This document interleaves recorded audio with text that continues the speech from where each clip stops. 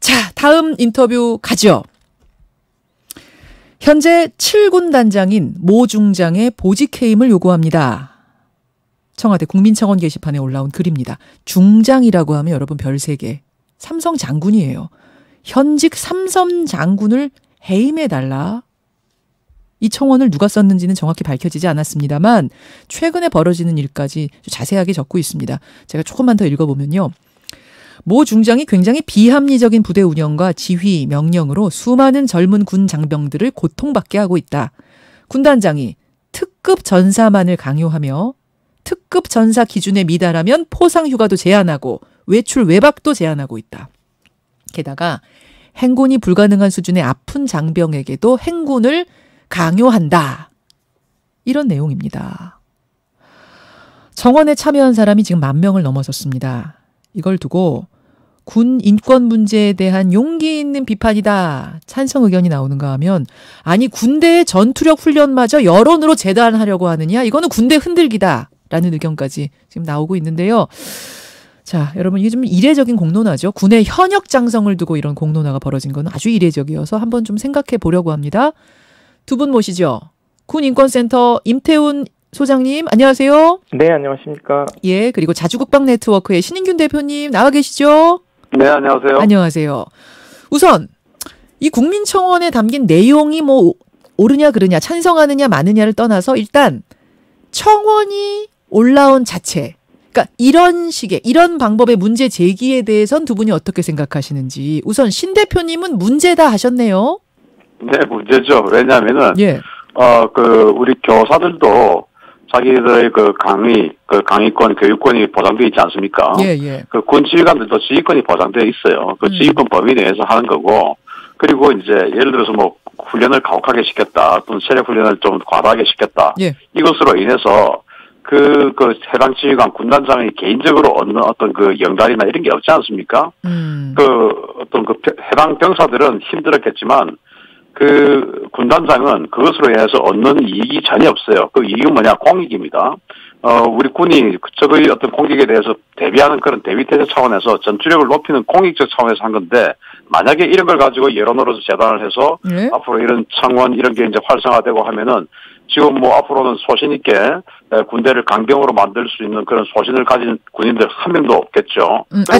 잠깐만요, 신 대표님. 조금 두 개를 분리해서 우리가 얘기해봤으면 좋겠어요. 그러니까 군 훈련 시킨 내용이 뭐 공익이냐 아니냐 문제냐 아니냐 좀 차치하고 일단 이런 식으로 국민청원 게시판에다가 글을 올리는 방식 이 자체도 그러니까요. 틀렸다. 라고 보시는 틀렸죠. 왜냐하면 이것이 만약에 앞으로 활성화되고 공론화되고 이것으로 인해서 해당 지휘관이 인사상의 불이익을 약간이라도 받는다면 앞으로 이제 해당 관련한 뭐 지휘관들 전혀 지휘 행위를 할 수가 없죠. 오직 뭐 청원 올라오느냐 안 올라오느냐 이것만 눈치만 보고 있겠죠. 국민 이런 건 뭐 굉장히 부적절하다고 생각합니다. 이게 여론 몰이식으로 가면 마녀 사냥식으로 가는 요런 식의 문제 제기 방식 일단 틀렸다. 자, 임태훈 인권센터 소장님. 네. 임 소장님은 이 방식 자체에 대해서 어떻게 보세요? 문제 제기의 방식. 저는 문제 제기 방식에는 문제가 전혀 없다고 생각하고 있고요. 이것이 육군본부가 군정권을 제대로 행사하고 있지 않다라는 것이 뭐 반증되는 것이기도 한데요.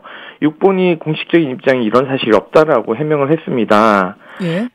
그런데 저는 그렇게 볼 문제는 아니고요. 장군의 지휘권 침해냐 아니면 개방되고 자유로운 군대냐의 싸움이 아니고요. 이 싸움은 또 강하고 참된 장군이냐 부하를 괴롭힌 장군이냐의 싸움도 아닙니다.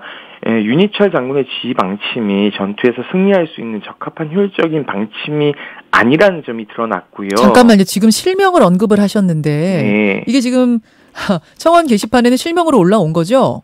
네, 뭐 실명은 올라왔고요. 28사단장 시절에 이미 저희들한테 많은 제보가 있었고 지금 현재도 제보가 많이 쌓여 있는 상황입니다. 잠깐만요. 그럼 일단 방식에 대해서 두 분이 일단 이런 방식 좋다. 아니다. 이런 국민청원 방식 옳지 않다. 여기서부터 엇갈리는데 자연스럽게 내용으로 넘어갑니다. 임 소장님. 그러니까 국민청원에 지금 올라온 이 글 말고도 제보가 전에도 쌓여 있었다고요? 네, 그렇습니다. 28사단장 시절에도요.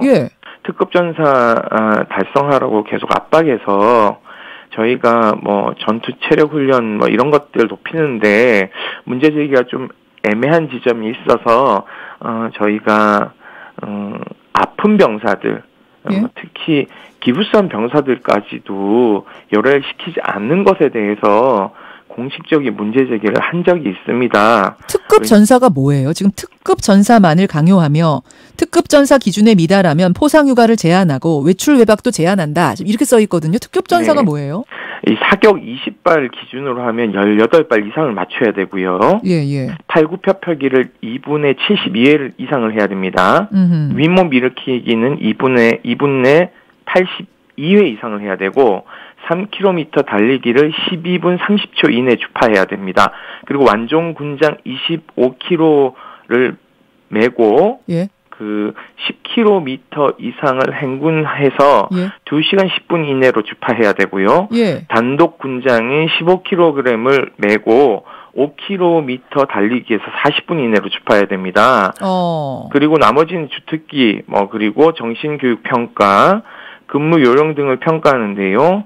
장병들이 가장 고충을 호소하는 것은 이거 장병이라는 건 병사들만 얘기하는 것이 아닙니다. 예. 장교까지 포함하고 부사관까지 포함하는 것입니다. 예. 특급 전사가 되는 것이 굉장히 사실상 어려운 상황이죠. 아니 그 특급 전사라는 게 원래 모든 군에 다 있는 거예요? 아니면 이 중장이 만든 다 있는 거고요. 다 있는 거? 그러니까 국군 체력 검증 기준표에 따라서 특급 수준으로 달성해야 하는 것을 말합니다. 그래서 특급을 말하는 거군요. 그렇죠. 특수부대 복무자까지 포함해가지고요. 선정한 체력 검증 기준표에서 특급을 기록해야 되는 것인데요. 특수부대나 해병대처럼 준비하고 입대한 자원에 비해서는요. 사실상 육군에서 이렇게 징병으로 하는 일반 입대병사들을 대상으로 하는 것은 굉장히 가혹한 겁니다. 알겠습니다. 그러니까 이분은 해병대 가시거나 특수부대 가셔야 되는 거죠. 하하. 신인균 대표님, 이건 너무 가혹한 기준을 만들어 놓고 훈련시킨 거 아니냐? 어떻게 생각하세요? 특급 전사는 굉장히 높은 수준 맞아요. 그런데 이게 이제 한쪽 의견만 듣고 이야기하면 안 되는 거예요. 예를 들어서 이분이 저도 사실 육군 본부나 또 해당 부대 이런 다 이제 취재를 좀 해봤는데 이분이 전원에게 특급 전사를 요구를 한 것이 아니고 예를 들어 3급 정도 수준이 있지 않습니까? 2급도 있고 1급도 있고 다 그래요. 자, 1급 정도 되는 그 장병들에게는 조금만 더 노력하면 특급되니까 특급해라. 3급은 2급으로 올려라. 2급은 1급으로 올려라. 서로 다 노력하자. 자, 이런 거예요. 자, 이분이 28사단장 방금 이야기를 하셨는데 28사단장을 간 겁니다. 가서 처음에 이제 그 훈련학을 보니까 우리 육군 규정에 40km 행군을 할 때 완전 군장 23kg입니다. 완전 군장 상태에서 11시간 만에 주파해야 한다. 이게 육군 규정이에요. 그 규정이 주파 못하면 다 주파하도록 만들어야 되는 거예요. 그런데 요즘 군대는 그러지 않죠. 그냥 그렇게 안 해도 그냥 훈련 한번 했다 치는데 근데 이분은 이제 그런 군대를 그렇게 만들어서 안 된다라는 이제 소신이 있는 거죠. 원칙대로 엄격하게 해야 된다 이런 소신. 기준 정도로는 채워야 된다라는 거죠. 최소 기준은 채워야 된다. 요즘은 기준 안 채워도 그냥 일단은 완전히 그냥 다 무너져 있는 상태였고 저는 충격을 받았는데 대대원이 이제 한 530명 정도 돼요. 또 모 대대가 유격하고 이제 40km 행군을 하는데 530명인데 실제 행군장에 나온 사람들은 한 300명밖에 안 되는 겁니다. 230명 예례를 한 거예요. 예례의 이유는 아프다고. 아프다고 하면은 일단 다 빼주는 건가요? 다 빼주는 거죠. 우리 때는 아프다고 하면 진짜 아픈지 안 아픈지 다 이제 체크를 했는데 지금은 저 아파요 하면 다 빼주는 거죠. 530명인데 300명만 나왔어요. 자, 그 중에서 180명은 단독 군장을 한 겁니다. 단독 군장이 뭐냐면은 탄띠하고 총만 하고 수통만 찬 상태예요. 자, 그럼 여기 28사단은 완전히 보병 부대입니다. 적진으로 걸어서 가야 되는 부대인데 그럼 자기가 취사할 거 다 짊어지고 가야 되는 거예요. 그게 완전 군장인데 그거 없이 그냥 총만 들고 허리띠만 차고 수통만 차고 나온 거예요. 180명이. 그리고 나머지 120명은 완전 군장을 하고 있는데 실제로 까보니까 그중에서 다 빈통이고 20명만 완전 군장 상태고 100명은 그냥 빈통이더라 이거예요. 언제 그거 보셨어요? 지금 이 장면을 보셨어요? 실제로?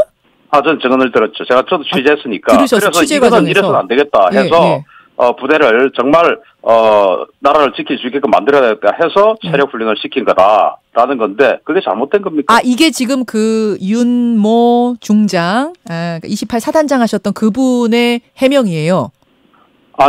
그분 직접 해명일 수도 있고 또 주변으로부터 들은 것도 있고 여러 가지 취합한 겁니다. 가보니까 너무 해이해져 있더라. 그래서 그렇죠. 독려하는 차원에서 이렇게 원칙을 좀 정하고 강하게 푸시한 건데. 원칙은 자신이 정한 게 아니고 정해져 있는 육군본부 원칙. 규정이죠. 자, 임태훈 소장님 어떻게 생각하세요? 일부 맞는 얘기도 있고요. 예. 저는 그렇게 보진 않습니다.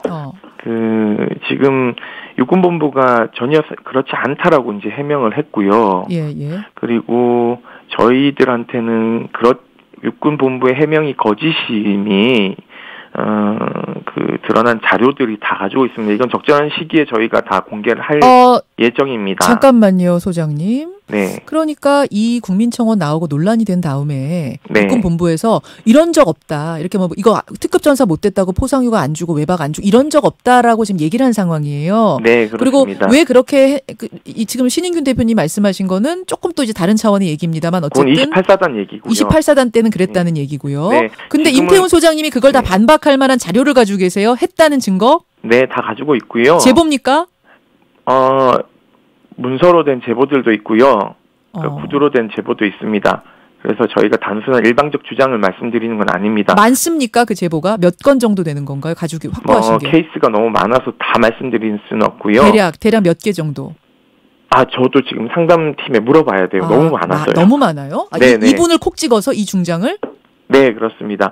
그러니까 이 부대는요, 수도 기계화 사단, 8사단, 11사단, 20사단 이게 이제 탱크 부대들이죠. 쿠데타 일으킨 이 부대들을 움직이는 상급 부대입니다. 그러니까 사실상 지금 훈련의 그 방침을 보면요, 거의 쌍팔년도 작전식이고요.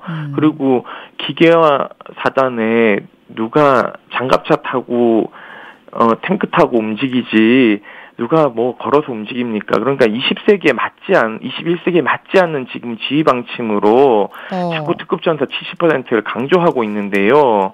이런 것들은 굉장히 문제입니다. 그러니까 저는 용장이기 이전에 덕장이어야 되는 것이죠. 지금 무슨 삼국지의 한 단면을 보고 있다. 저는 그렇게 생각하고 있습니다.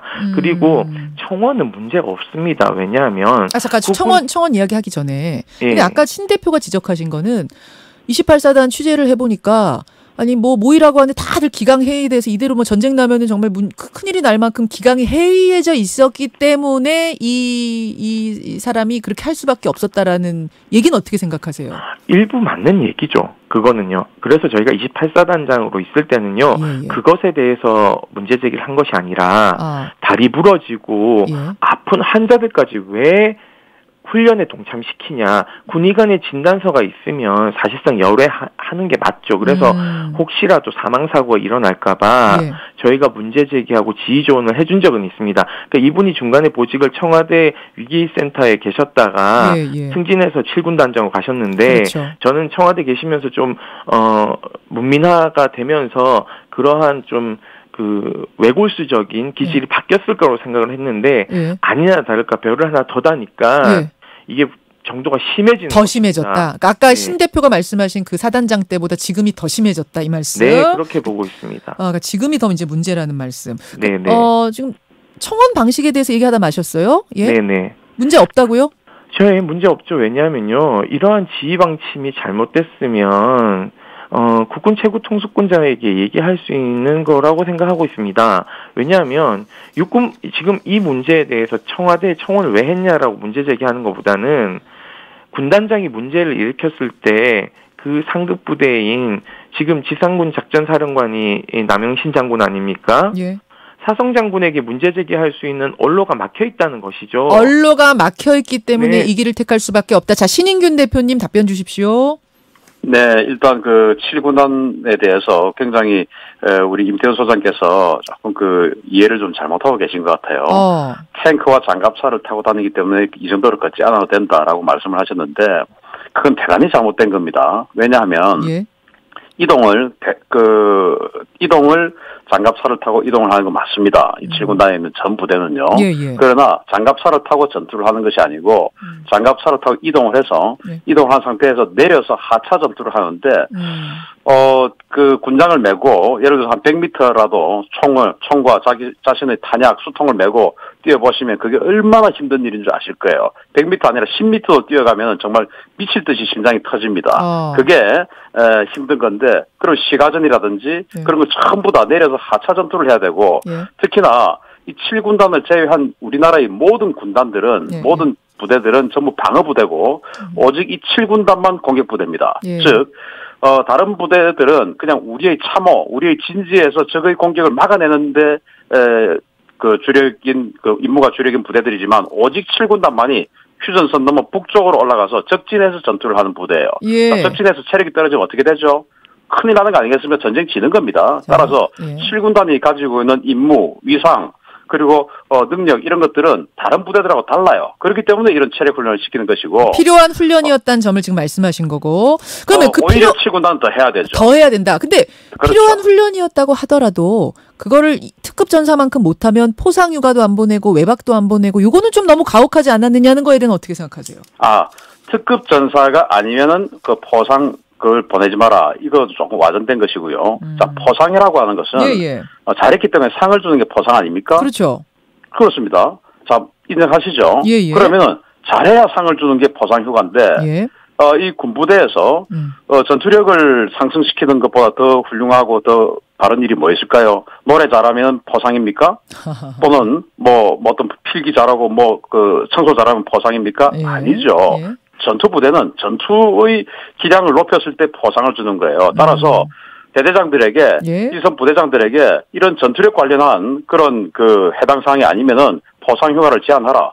라는 거. 그러니까 노래 잘했다고 보내주지 말고 뭐 장기자랑 할 때 장기자랑 잘했다고 포상 보내지 말고 그런 거 하지 말고 필요한 거다. 이 정도로 하라. 라는 것이기 때문에 대단히 저는 적절했다고 생각합니다. 그러면 이 청원 방식에 대해서 지금 앞에 임 소장님은 이 언로가 다 막혀있기 때문에 문제 제기를 느낀 사람은 어디다가 해야 되느냐 방법이 없었다 하시거든요. 그건 어떻게 보세요? 자, 언로라는 것은 지금 국방부에도 콜센터가 다 있고요. 그거 지금 마토론하고 있는 우리 임태원 소장과 제가 2014년도에 같은 위원회 활동을 하면서 굉장히 활성화시켰던 그 언로가 다 있습니다. 콜센터가 뭐예요? 어디다 전화하는 거예요? 그 국방부에 국방부 조사본부 산하에 이렇게 전화해서 이렇게 민원을 할 수 있는 그런 국방부 그 콜센터 국방부로 전화할 수 있다. 네네 다 돼 있습니다. 그런 그 방법까지도 전부 다 돼 있고요. 그런데 단지 그것은 이만큼 임팩트 효과가 없었을 수 있다는 것이죠. 예를 들어 국방부 콜센터에 전화를 했으면 이 정도 임팩트가 없었겠죠. 그러나 청와대 청원을 했기 때문에 이런 임팩트가 있었을 텐데 임팩트는 주었을지는 몰라도 그가 원하는 효과를 얻을 수 있을지는 모릅니다. 그런데 그가 원하지 않았던 역효과는 엄청나게 크게 있을 수 있다는 거예요. 왜냐하면 그렇죠. 왜냐하면 이것으로 인해서 청와대가 정말로 부적절하게 지휘관들의 어떤 그 움직임을 제한한다든지 하게 되면 앞으로 우리 대한민국의 지탱이 될 수 있는 이 안보를 지탱할 수 있는 군대가 그 군대의 지휘관들이 지휘 행위를 할 수가 없어요. 지휘관들이 청원 게시판 눈치만 볼 거다. 그렇죠. 자, 알겠습니다. 그래서 이거는 굉장히 부적절하다고 생각합니다. 임 소장님. 사실관계 몇 가지 좀 지금 시간이 많이 남지 않아서 짧게요. 콜은요 실명이 다 드러나기 때문에 익명성이 없습니다. 콜센터. 네, 그러니까 군단장에게 문제 제기하면 자기의 목숨이 어떻게 될지 모르기 때문에요. 그럼 그렇게 말씀하시면 안 되고요. 그리고 한겨울에 상의 탈의를 하고 알통급을 시켰다는 얘기들이 나오고 있는데 전투력은요. 단순히 달리기랑 사격 잘한다고 달성되는 게 아닙니다. 전쟁터에 뛰어다닐 것도 아니고 전투력은 기본 체력만 유지하면 되고요. 개인 전투 능력에 더해서 본인이 가지고 있는 주특기와 장비의 숙달 능력을 배가시키는 게 더 중요하죠. 가장 중요한 것은 바로 부대 사기입니다. 이런 식으로 청원이 돌고 인터넷 대나무 숲에 숱한 얘기들이 나오는 상황에서 부대 사기가 바닥을 치고 있는 것이 방증되는데 손자병법에 보면요. 3군 가탈기라는 말이 나오지 않습니까? 사기를 잃은 부대는 겉은 온전한 것 같으나 실제로는 쓸모없는 부대입니다. 그렇기 때문에 용장이기 이전에 저는 윤희철 장군이 덕장이 되셨으면 좋겠습니다. 자, 여기까지 들어도 아마 청취자들이 판단하실 수 있는 근거는 된 것 같습니다. 이렇게 엄한 훈련으로 사기가 오히려 떨어졌다는 측과 엄한 훈련이 필요할 만큼 지금 기강이 해이해진 상태이기 때문이다라는 측의 입장 듣고 여러분 문자 주시죠. 두 분 고맙습니다. 네, 고맙습니다. 군인권센터 임태훈 소장, 자주국방 네트워크 신인균 대표였습니다. 김현정의 뉴스쇼는 청취자 여러분의 참여로 이루어집니다. 트위터, 페이스북, 레인보우 게시판, 그리고 단문 50원, 장문 100원의 유료 문자 샵 1212, 우물정 1212 통해 참여하실 수 있습니다. 김현정의 뉴스쇼, 여러분과 함께 만듭니다.